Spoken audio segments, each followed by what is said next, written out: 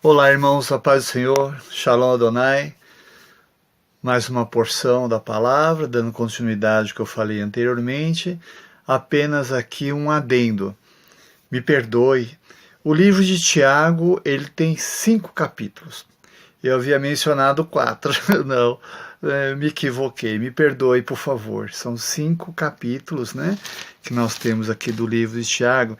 É que o meu quinto aqui estava escondidinho, aí não deu para mim ver, né? Mas irmãos, me perdoem, ok? Mas dando continuidade aqui então, como eu havia comentado no vídeo anterior, nós vamos falar um pouquinho sobre essa questão da teresqueia, né? Que é o capítulo 1, o verso número 27 do livro de Tiago, e eu vou passar as posições que nós temos dentro do livro, amém? Então vamos lá. Capítulo 1, versos de número 27, diz assim a palavra do Senhor: a religião pura e imaculada para com Deus, o Pai, é esta: visitar os órfãos e as viúvas nas suas tribulações e guardar-se da corrupção do mundo. Ok. Essa palavrinha aqui, religião, que é interessante, que chama de teresqueia, é uma expressão usada referente ao conteúdo da fé cristã, aspas aí na questão, chamado crença, forma de adoração e serviço. Então olha que interessante. Então Tiago está trazendo para nós uma reflexão que as duas coisas têm que caminharem juntas. A nossa fé associado à obra social. As duas coisas têm que caminharem juntas. Não só aqui e nem só aqui, mas as duas coisas juntas, ok? Isso é muito importante para que nós possamos, então, entender. Perdão.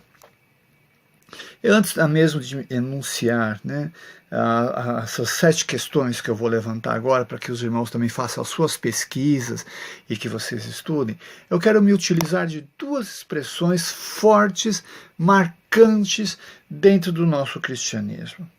Primeiro diz assim: suas escrituras são maravilhosas, mas o seu cristianismo eu não quero.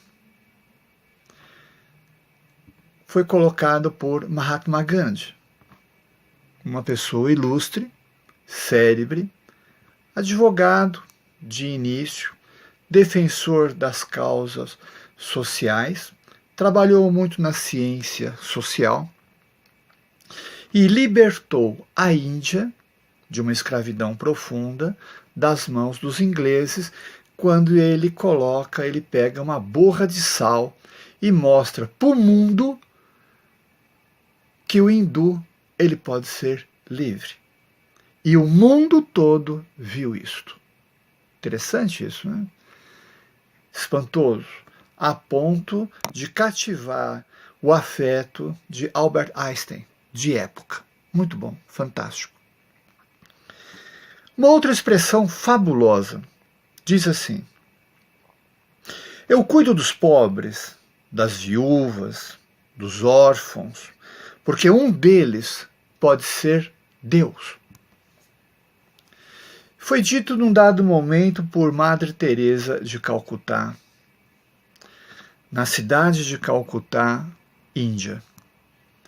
Interessante, muito interessante. Olha a expressão dessas 2 pessoas que se tornaram célebres e que serve para nós como referência no campo social e no campo, aspas, religioso. Interessante isso. Parar para pensar um pouco sobre essa questão, que é muito importante, né? Então vamos a nós. Dentro desta religião que está aqui, que Tiago coloca, ele coloca como um servo que move a ação social, ou seja, a praxis do evangelho. Então vamos analisar lá. Tiago ele produz para nós 7 tipos de fé, que é interessante, que eu coloco como um dispositivo de fé. Primeiro, a fé que obedece à palavra. você vai ver isso em Tiago, capítulo 1, do verso 19 ao verso de número 27. Interessante. 2. A fé remove a discriminação. Capítulo 2, do verso 1 ao verso 13. Terceiro, fé se prova nas obras. Capítulo 2, do verso 14 ao verso de número 26. Quarto, a fé controla a língua. Tiago 3, do verso 1 a 12. Quinto momento, fé produz sabedoria. Capítulo 3, do verso 13 ao verso de número 18. Sexto momento, fé produz humildade. Capítulo 4, do verso 1 ao verso de número 12. Sétimo momento, fé produz dependência de Deus. Capítulo 4, do 13 ao capítulo 5, verso de número 6. É interessantíssimo você começar a apurar estas questões que estão aqui. Então, o que eu entendo da fé? Quando eu mergulho nessa etimologia, quando eu busco essa exegese, eu vou lá no fundo, no âmago disso, para me entender. Então, o que é a fé, Armando? A fé é crer em Deus, crer em Jesus e crer na sua palavra. Isso é fé. Ah, mas e as fés que falam? São consequências da fé. Tudo pode, tudo crê, não estou vendo, mas eu acredito, vai acontecer. Isso é consequência de uma fé. Porque a fé, ela tem 3 pilares básicos, fortes.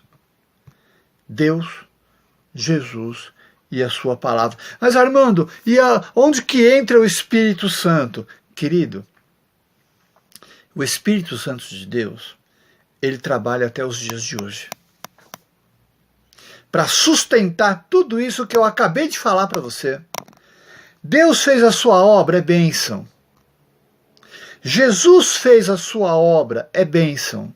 A palavra está conosco e o Espírito Santo vela e zela por ela até os dias de hoje. Amém? Então, querido, por favor, me faz essa gentileza. Busque as referências de Tiago. Pesquise um pouquinho sobre cada uma delas. Medite um pouquinho sobre cada uma delas. E vamos observar que coisas maravilhosas que eu tenho dentro deste livro. Este livro é um agente norteador do Novo Testamento.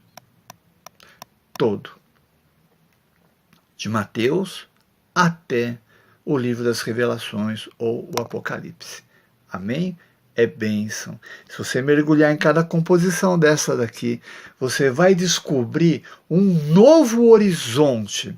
E aí você vai descobrir se verdadeiramente nós somos cristãos. Você vai descobrir que nós viemos lá da seita dos nazarenos. Você vai descobrir que pela primeira vez nós fomos chamados cristãos. Você vai descobrir qual verdadeiramente é o pilar básico do nosso cristianismo. Amém? Que Deus abençoe. Shalom Adonai. Medite um pouquinho sobre o livro de Tiago. Descubra verdadeiramente essa teresqueia e o que significa isso para nós nos dias de hoje. Amém? Que Deus abençoe. Pai do Senhor, Pai do Senhor. Tchau, tchau. Shalom Adonai. Shalom Adonai. Tchau, tchau. Amém. Amém.